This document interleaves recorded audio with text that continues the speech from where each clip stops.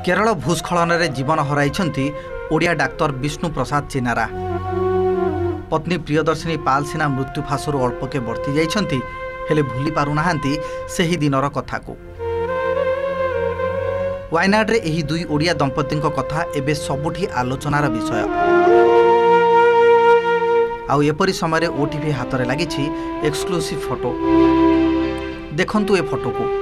बोधुए ए हेउछि सेमानंक पई एयरपोर्ट रे से दिनर शेष फोटो।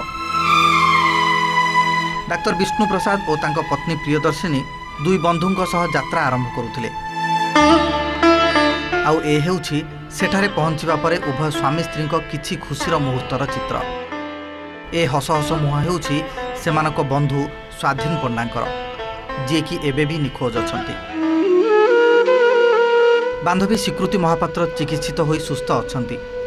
प्रकृतिर से कराल रूपरे केउठी हजिले स्वाधीन ताकू नहीं एबे भी द्वंद्व लगी रही।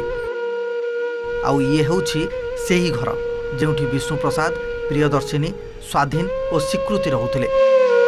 प्रकृतिर तांडव रे सबु सिना छारखार हो जाइछि, हेले एही स्मृति सबु जेमिति ताजा होई रहिछि।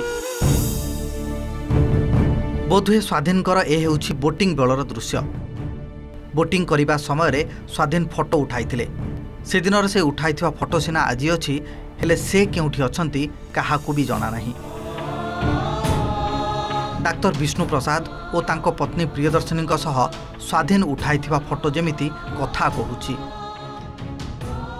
सेठी समस्ते पहुंचवा परे केते खुशी थिले एही फोटोटी जेमिति बयान करूछि।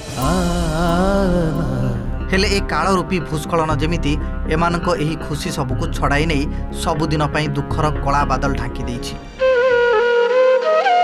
एसबु फोटो होउछि सेठाका बेलर प्रकृतिर तांडव परर दृश्य। सबुकिछि छारखार।